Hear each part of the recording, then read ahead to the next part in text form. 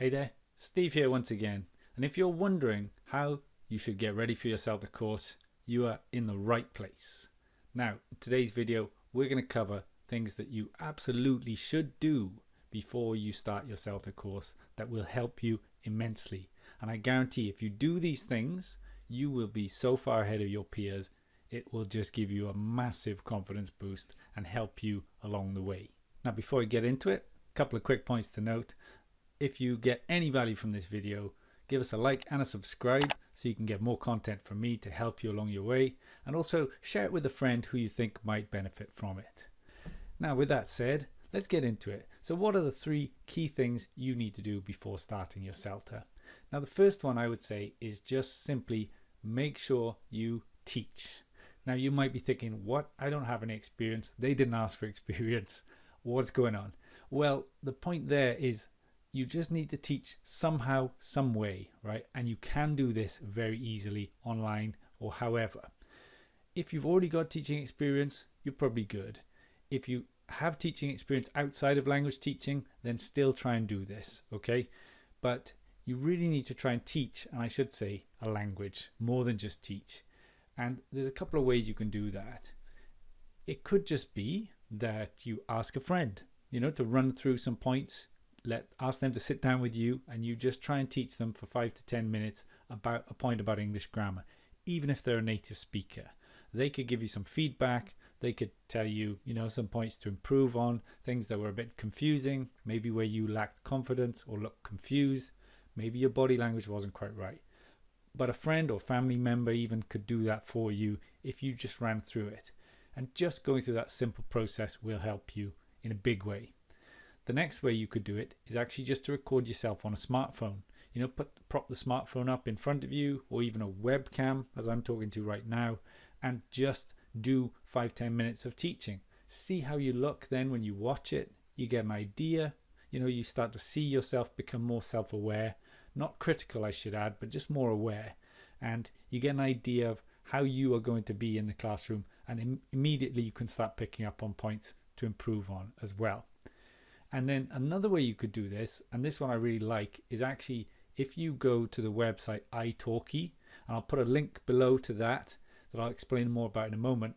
You can be a teacher on there and teach if you want to do online lessons. Now, there is an application process, but you can also do free language exchanges. So in that language exchange, somebody might teach you their language, let's say Spanish, and you give them 30 minutes in exchange of teaching English. So by doing that simple exchange, you can help each other, but also you get to practice your teaching. And they're not going to be super critical because they're nice and friendly. Obviously, it might not be a perfect lesson on your part, but it's still that practice. And there are so many opportunities for that on italki, which is why I like it, because you could choose any language you want to learn pretty much, and it will be there and you can find them. And just a note, if you do use the link below, that is an affiliate link. So although it's no difference in price to you, it does help to support this channel by generating a small commission so I can keep making videos like this for you. So be sure to check out the link to italki.com below if you want to check that out. Now, tip number 2 is for you to complete a full CELTA lesson plan before you start. Another one, you might be scratching your head going, whoa, no chance, I'm not doing that, I'm waiting till the course. You could think that for sure, right? And they will teach you all of that, and some people might say, oh, don't do it, they'll ease you into it and all the rest of it. I'm, looking back, I'm of the opposite persuasion completely now, hence me telling you about it. But basically, the CELTA lesson plan is actually an incredibly daunting prospect, but it doesn't get any easier if you delay it. Now, yes, they will teach you they'll build you up to it and how to prepare for it. But if you simply go online in advance of your CELTA course and find a CELTA lesson plan, and I did this earlier just in preparation for this video, typed in CELTA lesson plan PDF into Google, and I find the first reputable source. And that's a good point because there's a lot of essay mills and junk content out there you don't want to download from. I think I found it from International House Johannesburg in South Africa. They've got a download to a lesson plan. Now, they're not all going to be identical, but if you get it from an official CELTA center, and it's also probably anywhere from 8 to 12 pages long, depending on how they formatted it, because there is some flexibility, then it's going to be right.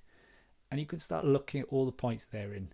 I mean, there is so much. Yes, you are going to be daunted and kind of shocked the first time you do it.